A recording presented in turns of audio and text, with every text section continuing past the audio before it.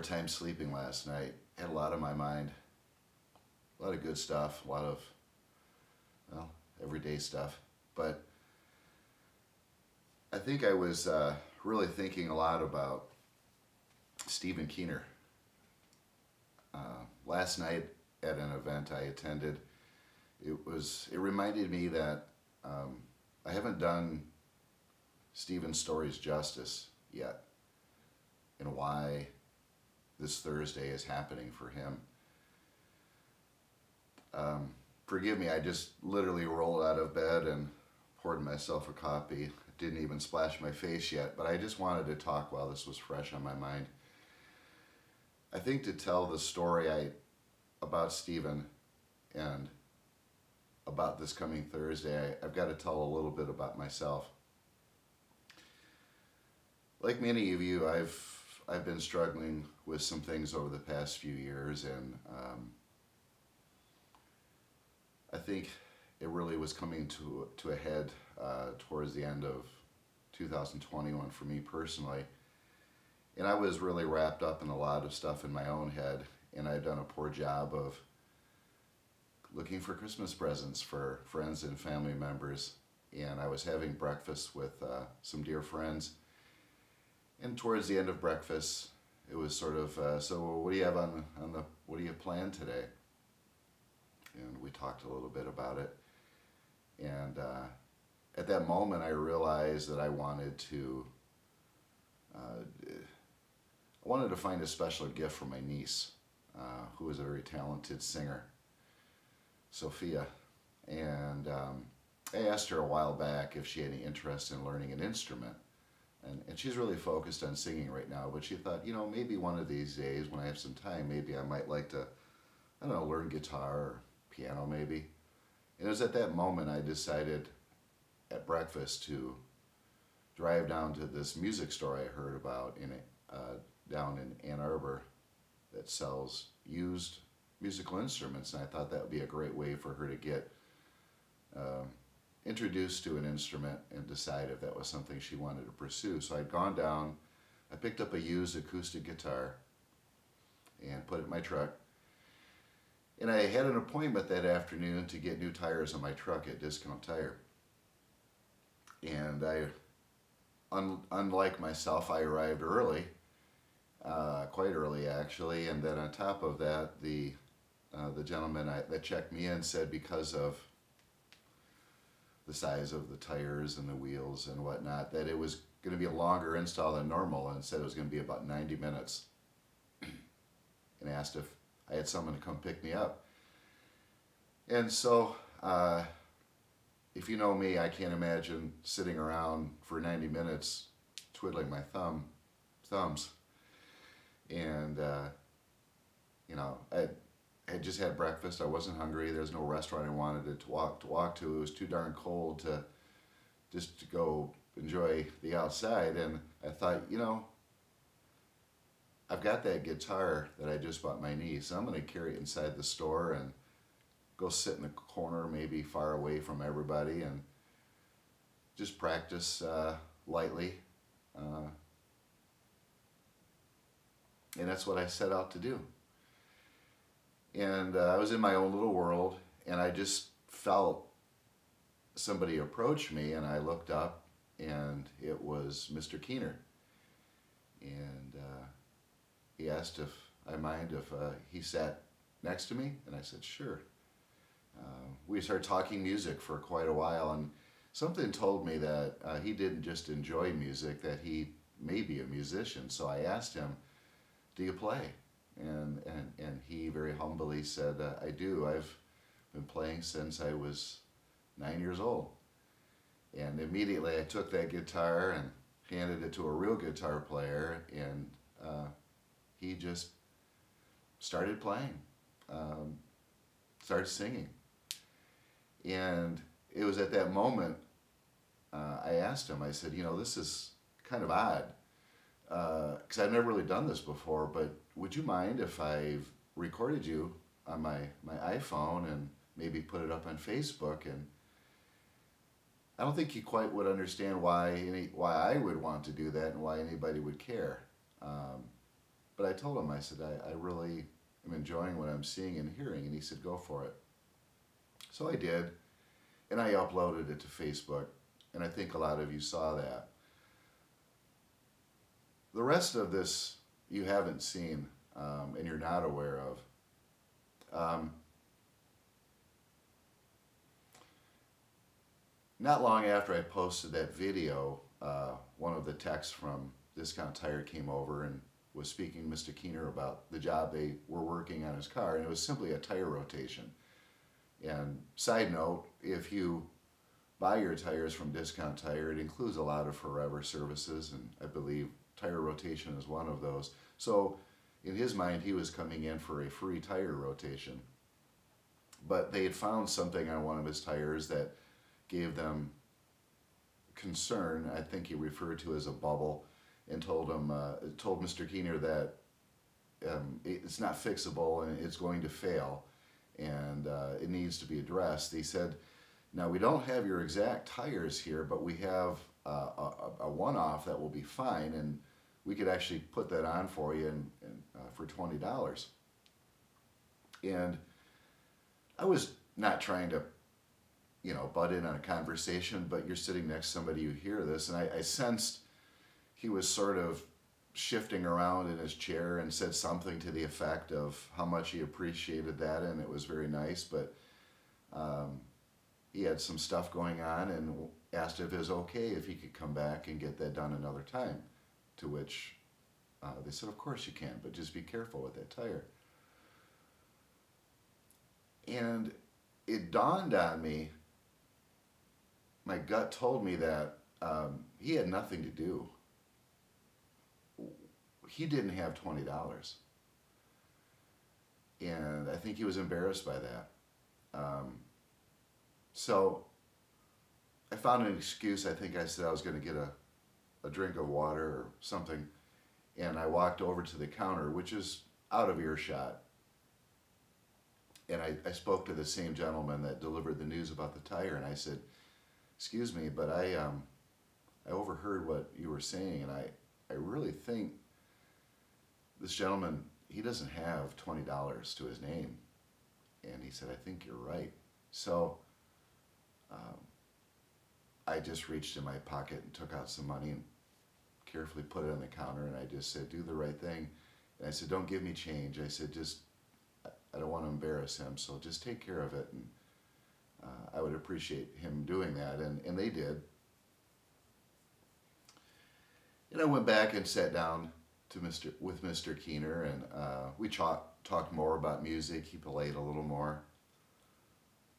And at some point, I think he kind of figured out something, and he kind of leaned forward and sort of whispered to me. He said, did you just pay for my tire? And I said, I did. I hope you don't mind that I did that. And he said, but why would you do that? And I said, Merry Christmas. I said, Merry Christmas. He had a hard time accepting that. But he asked, but what he told me was, he said, I don't know. He had a hard time with it because he was worried about paying me back. And I told him, you don't need to pay me back. I said, that's a gift. And I thought about it, and at some point a little bit later, I said, I take back what I said earlier. I do want you to pay me back. And I said, pay me back by paying it forward. He said, what does that mean? And I said, that's up to you. But and it doesn't mean money. Do something for somebody who needs something. Maybe even a perfect stranger.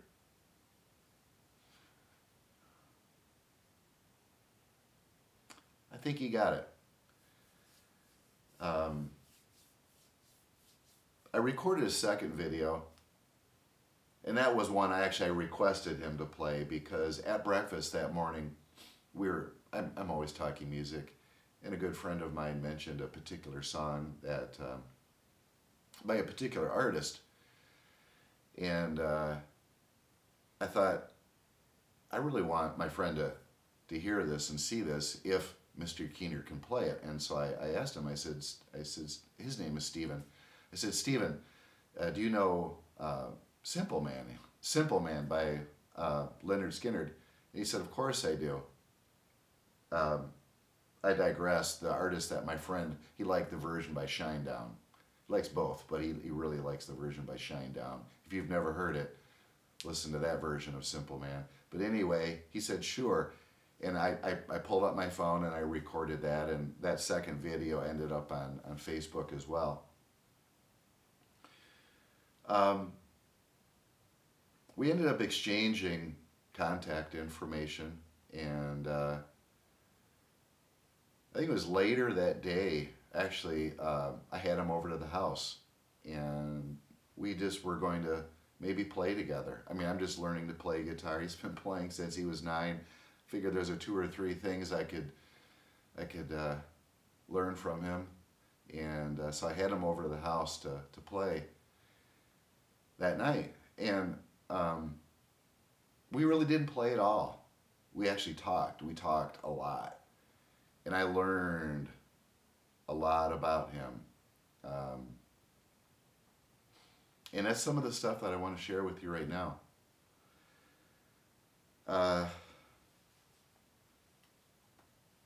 Stephen grew up in a very abusive home, and some physical, primarily mental abuse.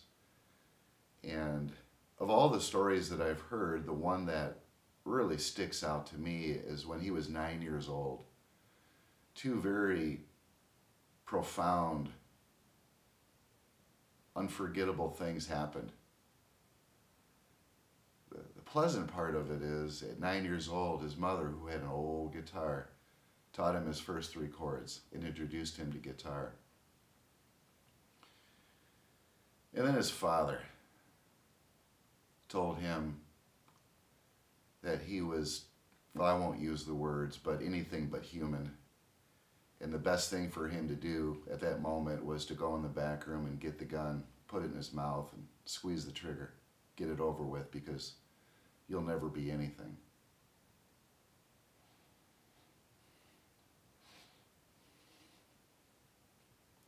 Nine years old. 9 years old. What a thing to do to a kid. Well, you can imagine, not a great way to start your path to during your formative years. And at 13, Stephen moved out of the house, or thrown out of the house basically, and just lived on the streets, lived on people's couches, spent the night in a church, wherever he could find a place, that's where he stayed at 13. And in 9th grade, he quit school and never went any further. And I'm going to tell you some things that he may very well share with you all on Thursday, but he basically was a human experiment at that point. If you could drink it, smoke it, sniff it, pop a pill, he did it. And he basically was a hippie who just didn't care about life. Loved music, hated life.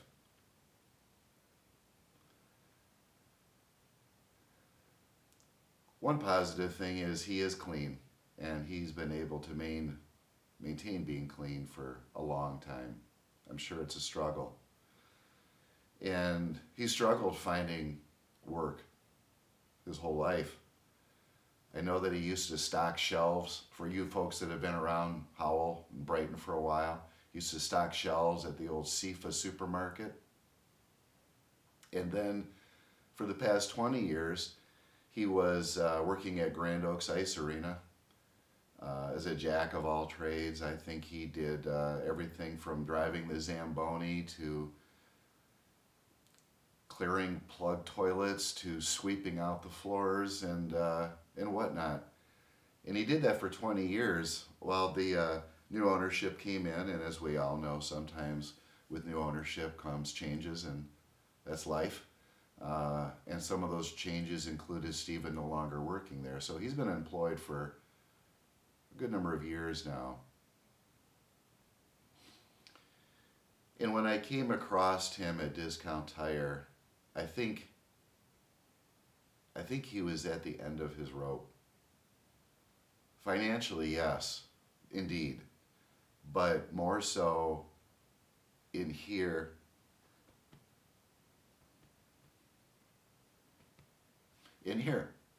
And I don't think me arriving early at Discount Tire and buying a guitar for my niece that day, or him coming that day to get his tire rotated, was happenstance. I believe God had a plan.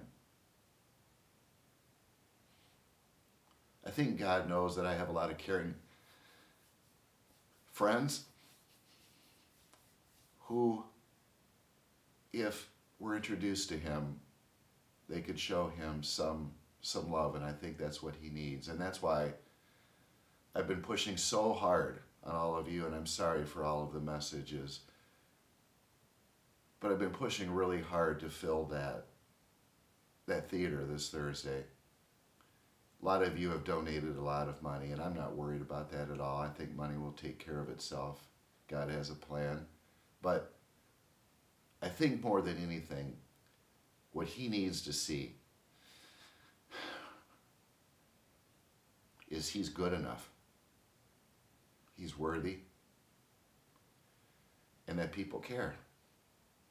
And by looking out from that stage and seeing that theater filled with people there to see him,